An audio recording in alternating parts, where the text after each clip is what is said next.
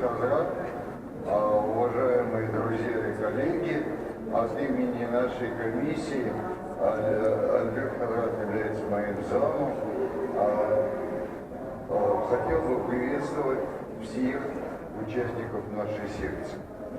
Казалось бы, я не буду касаться социологического измерения этих проблем. Здесь присутствует моя коллега по ВЦИОМ Елена Михайлова. Я думаю, что она остановится еще на этих проблемах.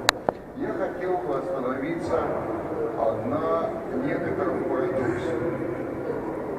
Альберт Хазрат достаточно развернуто говорил о необходимости медиации.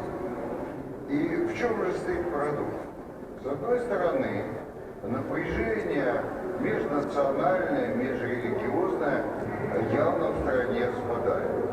Еще 5 лет в числе страхов россиян присутствовала на достаточно высоком месте опасность межнациональных и межрелигиозных конфликтов, а сегодня это опасения ушли на далекую периферию.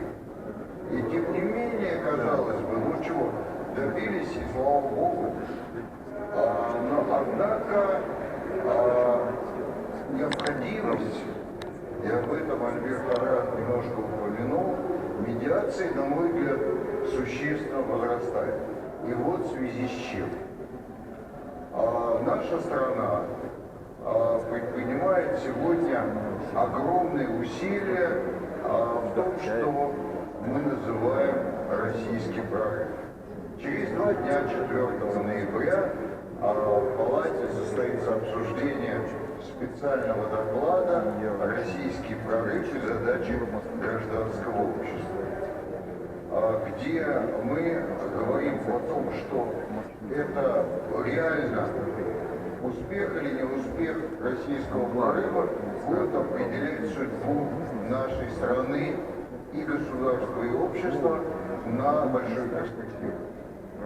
Но при этом мы хорошо понимаем, что это не технократическая задача. Это задача, связанная с огромными. Вот книжка только что появилась вашего покорного служения, которая называется «Альтернатива российского прорыва», где подробно анализируется. Это новые риски и вызовы. Это масштабные социальные изменения, которые всегда, вот об этом говорит весь опыт модернизационных проектов, реализованных или пытавшихся реализованных, всегда связан с новыми рисками и вызовами. А хорошо известно, что большие макросоциальные изменения всегда конфликтны. Идея о том, что такой проект может быть реализован на основе консенсуса, могла прийти людям не сильно образованным и к тому же либерально повернутым. Это всегда острый социально-политический, идейно-политический конфликт, и который будет порождать напряжение, которые на поверхности явлений могут с очень большой степенью вероятности проходить в виде межнациональных и межрелигиозных конфликтов. Поэтому медиация должна адаптироваться к этим новым качественным вызовам. Пример я сейчас просто приведу, я думаю, что многие поймут.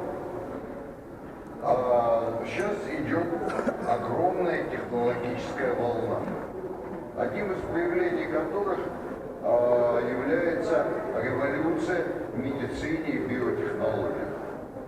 Молодые люди, которые здесь присутствуют, скорее всего, будут жить до 140 лет. Но только те из них, которые либо сами смогут заплатить за новые лекарства, за новые таргетинговые технологии, либо государство, которое сможет решить такую проблему. И мир втягивается в новую цивилизацию, где будет глубочайший водораздел между теми кто будет жить очень долго и кто не сможет себе этого позволить, огромные страны и континенты будут вне этих технологий. Я думаю, что легко представить себе, какого масштаба глобального мы столкнемся с напряжением. Сегодняшний терроризм покажется просто детскими игрушками в такой цивилизации. И понятно, что это будет на поверхности проявляться как межнациональные, межрелигиозные конфликты, и надо будет создавать загодя сегодня методы медиации, профилактики таких конфликтов. Это только один пример, как огромные технологические изменения будут менять облик нашей цивилизации. Второе, более локально. Российский прорыв связан с большими инфраструктурными проектами. Неоднократно я и год назад ханты-мансийский президент об этом говорил. Необходимо, чтобы инфраструктурные проекты, в них сразу закладывалась компонента, связанная с профилактикой миграции, и одновременно была готовность к медиации при возникновении. Тут понаехали мы. При этом Альберт Харадж совершенно справедливо говорил о роли СМИ. Как вы думаете, в каком регионе страны больше всего опасаются мигрантов? Никогда не догадаетесь. В Забайкальском крае, где этих мигрантов в глаза не видали. Это тот случай, когда СМИ, когда мы получаем в оценках социологов реакцию, которая навеяна СМИ. Никогда там у мигрантов менее 0,3%. Там, ну вот это только специально искать надо по улицам. А тем не менее, самый высокий уровень опасений. Это к вопросу о гражданской ответственности и готовности медиаторов. Наши коллеги из этого журналистики активно этим занимаются.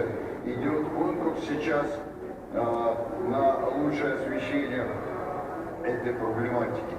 Но медиаторы должны быть идти бок о бок с тем, чтобы информировать наших коллег из СМИ о том, какова новая проблематика, как с ней надо работать и так далее. Завершая свое приветствие, хочу пожелать всем участникам семинара обменяться опытом, лучшими практиками. Я думаю, что Альберт Харадж в рамках своей рабочей группы сделает доклад о лучших практиках медиации, которые реализованы совместно с палатой. Я тут готов всячески помогать. И это будет объединение экспертов, ученых и форум сообщества, это сообщество тех, кто действует, активных и ответственных граждан, которые обеспечат нам дорогу без межнациональных и межрелигиозных конфликтов. Спасибо.